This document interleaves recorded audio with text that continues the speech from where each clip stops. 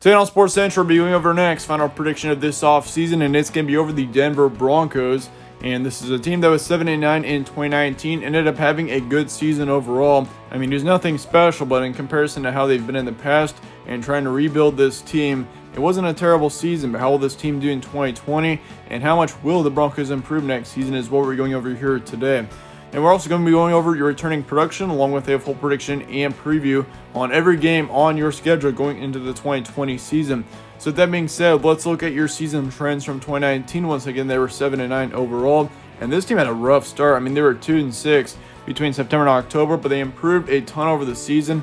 There is no doubt there. They were 5-3 between November and the postseason. So, I mean, in the end, they did have a winning record in their last 8 games. So that definitely shows how much of an improvement this team had as they went through 2019.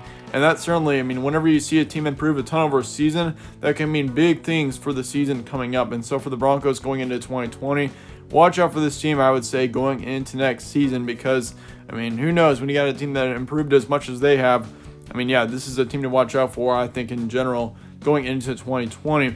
But some of your key wins from last season, of course, they beat up the Chargers in Los Angeles 20-13. Also had a big shutout against the Titans, and of course, they made it all the way to the AFC Championship game last season. And so that was a big win there as well. 16-0 was the win there. And they also beat off the Cleveland Browns 24-19 on the 3rd, and that was before taking a big win against the Texans in Houston, 38-24. So in the end, I mean, the Broncos, they took a couple of really bad losses last season, but then again, I mean, they had also a lot of really good wins. I mean, especially the Titans and the Texans wins there in your key wins. I mean, those 2 games especially were very good ones for Denver last season. I mean, this is always a team that's pretty tough to play at home, considering the altitude and everything. So, I mean, some teams just do not perform well in Denver, which for the Titans, I'm sure that was part of the reason why they got shut out there. But in the end, I mean, they also had a couple of big road games, so you can't forget about that. It's not only the home field advantage that's helping the Broncos here. I mean, for them to win in Los Angeles and also in Houston,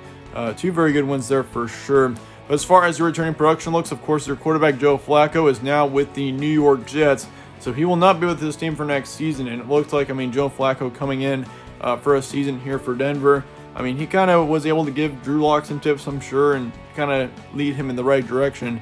And so it looks like your quarterback Drew Lock will be starting full-time going into 2020. And so, I mean, looking at your quarterbacks last season, it just was an interesting situation. I mean, Joe Flacco, he did not have a very good season at all. Put up 1,800 yards, 6 touchdowns, and 5 interceptions. So really, I mean, they were looking at they were hoping for a good quarterback in Joe Flacco coming into Denver. I mean, he's been to a Super Bowl before, so he should be good. But yeah, he just did not have a very good season in Denver in 2019. I mean, his completion percentage was 65%, which isn't terrible. But then again, he still put up 6 touchdowns and only 5 interceptions. That's basically a 1-to-1 touchdown to interception ratio that he had last season. But Drew Lock, on the other hand, I would say Drew Lock had a better season overall than Joe Flacco. I mean, he did have a significantly lower amount of yards. He put up over 1,000 yards, though, with 7 touchdowns and 3 interceptions. So he did have a better touchdown to interception ratio. It wasn't a great one, but still, I mean, he had a decent ratio there. He also put up a 64% completion rate, which isn't terrible at all. Well, I mean, I don't know. I mean, it's not great by any means, but I definitely think, considering how young he is 11 years younger than Joe Flacco. Can't forget about that. Yeah, I definitely think, I mean, he's going to improve a lot going into next season. And if he could just bring up that completion rate by at least 2 to 3%, that's going to be a big impact on this Broncos team in general and this offense in general going into 2020. But as far as the running back situation looks, of course, you return both of your top ones from last season in Philip Lindsay and Royce Freeman. And looking at them last season, I mean, they're very young as far as running backs go as well. I mean, Philip Lindsay is 25, Royce Freeman is 23, so they're both looking very good going into 2020. And looking at their stats from last season, Philip Lindsay put up 1,200 yards with 7 touchdowns. Then Royce Freeman came up with 750 yards and 4 touchdowns. So they combined for nearly 2,000 yards last season, which is pretty impressive from running backs in the NFL. And, I mean, yeah, all around this running back core is looking very good going into next season. And, I mean, Royce Freeman has had some problems with injuries. I mean, Philip Lindsay has too, but, I mean, in the end, it still is looking pretty good for this team next season and this running back core in general for next season if they're able to stay healthy for sure. But as far as the receiving core looks, I mean, the receiving core really did not have a whole lot of action last season. I mean, this is definitely more of a rushing team. Yeah, Cortland Sutton, he was a big-time receiver for this team. He's going to be coming back. And last season, looking at him, he put up 1,100 yards with 6 touchdowns. So, I mean, yeah, all around, he put up a great season for this Broncos team. And, I mean, looking at their tight end situation with Noah Fant, he's coming back as well. He put up 550 yards with 3 touchdowns, and he was actually second in receiving yards for this team last season. So, really, I mean, the receptions were pretty much split up between Cortland Sutton and Noah Fant for the most part. I mean, looking at the rest of the receivers, you got Emmanuel Sanders, but of course now he's not going to be with this team next season. He's now with the New Orleans Saints, so he's not going to be with the Broncos next season. He put up 360 yards and 2 touchdowns, so I mean, he really didn't put up near as many yards as, say, Cortland Sutton did. But they also have Deshaun Hamilton, and he's also going to be coming back, it looks like. I mean, he put up 297 yards, so I mean, he still didn't put up all that big of a season at all either, but I mean, it's just going to be an interesting situation as far as the receiving core looks. But the running back core looks great for Denver going into next season. I mean, 2 great running backs, both very young coming back. I mean, it could be a big season for this running back core, especially watch out for Phil Lindsay. He could have a big breakout year, I think. But as far as the players that they're bringing in, they're going to be bringing in an defensive end in Casey, and then they're also bringing in a great defensive back, and running back Melvin Gordon is also going to be joining the Broncos next season. Can't forget about that. And so, I mean, this running back core in general, especially if Melvin Gordon can play to the level that he has in the past, I mean, this running back core should be one of the best in the entire league. I mean, yeah, Melvin Gordon's a running back that we've seen do some big things in the past, and if he's able to do that again, it would be huge for this Denver team. As far as the players that they're losing, though, they're losing defensive back Harris, a center in McGovern, and then a defensive end in Wolf. So, I mean, 3 pretty great players that they're going to be losing there. I mean, especially on the defense, they're taking a couple of big hits there. But it brings up the question, are the Denver Broncos a dark horse in 2020? I mean, this was a question that I was kind of optimistic about even going into 2019. I mean, I thought this team honestly had a chance to make it to the playoffs last season, which, I mean, they were somewhat close. They were 7-9 last season. They were a couple of games away at least, but they've got a very tough division in there in the AFC West with the Chiefs in there. I mean, it's gonna be a tough division next season as well. But as far as the Broncos go, I do expect this team to be a playoff contender next year. I think they've got a good chance to possibly make a good run at the playoffs going into next season. However, their schedule is pretty tough.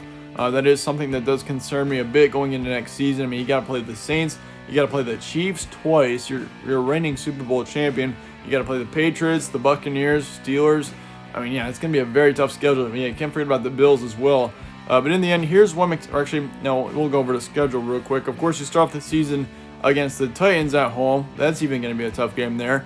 And then you've got a road trip to the Steelers to play them in Pittsburgh. Then you get the Buccaneers at home on the 27th, followed by 2 road games against the Jets and the Patriots. So, I mean, looking at those first 5 games, I mean, all 5 of those, except for the Jets. I mean, that Jets game should be an easier one. But then again, you've got it on the road.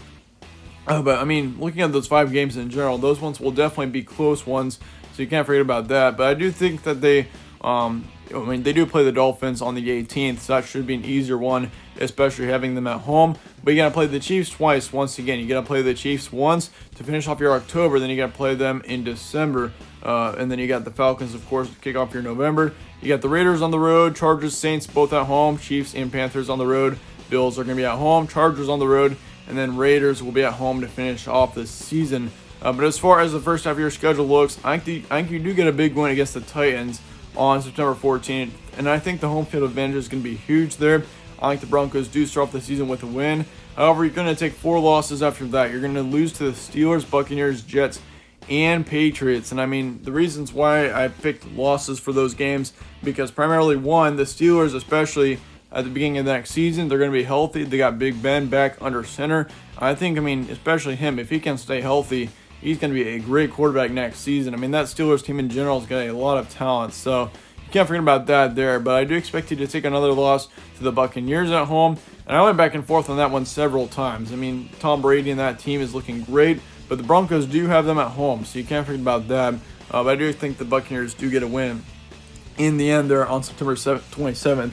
But as far as the 2 road games against the Jets and the Patriots go, I mean, that Jets game, I think the Jets are not going to be a very good team next season. But it's just the fact that you're having to travel all that way to play the Jets is just going to be a tough game there. And I mean, you also have a short week. Can't forget about that. You've only got like a 4 or 5 day difference before playing the Jets after that Buccaneers game. So that's going to be a short week. It's going to be a tough one there. So you do take a loss to the Jets. And I also think you'll take a loss to the Patriots. And the Patriots next season, really not expecting much out of them. But I do think next season, I mean, that's just going to be too tough of a game at that point in this season. So you start off the season 1-4. It doesn't look very good. However, it gets much better from there. You're going to get a big win against the Dolphins, and you're going to get a huge win. I mean, one of the biggest that the Broncos have had in years against the Chiefs there on October 25th. That is going to be a major win for the Broncos next season against the Chiefs. And I also think you get a win against the Falcons on November 8th. So you're going to go through your first half of your schedule with a 4-4 overall record. And your key win there would definitely be that Chiefs game. I think the Chiefs next season are going to be a great team once again. But with having them at home, and also after a big win against the Dolphins, and that could definitely set this Broncos team off heading into the last couple of months of action, which I do expect that to happen. I think you're going to go on a 5-game winning streak throughout your later parts of October into November. You're also going to beat off the Raiders in Las Vegas and the Chargers at home. So, I mean, looking at those last couple of games, I mean, yeah, the Raiders next season, they're looking pretty good. I mean, having to play them on the road, that could be a tough one, but I do think the Broncos get a win there. And same thing with the Chargers. I mean, the Chargers next season, very polarizing team, very tough to tell how they're going to do. But now with having Philip Rivers out of there, it's going to be an interesting season for the Chargers as well. But as far as the Saints, Chiefs, and Panthers go, I mean, that December is looking pretty tough for this team. I mean, you got 4 pretty brutal games. But the Saints, as far as that game goes, I think the Saints do come into Denver and get a win. And I also think the Chiefs win. The Panthers will also get a win over the Broncos. So you will kind of have, it's going to be an interesting season though. Once again, I mean, it's a very tough schedule, but I think you kind of are going to be in the waves next season. I think you're going to go on a bit of a losing streak, and then you're going to go on a winning streak followed by another one, etc. And I mean, that's kind of how things go for most NFL teams. I mean, NFL and football in general is all about momentum, and if you don't have momentum, you won't really succeed. And for the Broncos next season, once they can gain some momentum, I think that's going to help them a ton going into 2020. I mean, it helps any team in general to have momentum for sure. But yeah, you will take losses against the Saints, Chiefs, and Panthers, but you will get a big win over the Bills at home in Denver on the 20th, a big win against the Chargers on the 27th, and then to finish off the regular season, you also get a win against the Raiders. So your record prediction for next season is going to be 9-7. Really not all that bad at all, considering they were 7-9 last season. So you will improve by 2 games next season. Your prediction stats: 6-2 at home. You're going to be 3-5 on the road, 5-1 in your division, which really is very good considering how this how tough that division is. And then 8-4 in the AFC conference. But in the end, that about wraps up our final prediction on the Broncos. Let me know your thoughts in the comments below on this team. And if you enjoyed this preview, be sure to slap a like on it and subscribe as well. It really helps out the channel, and I'd really appreciate that.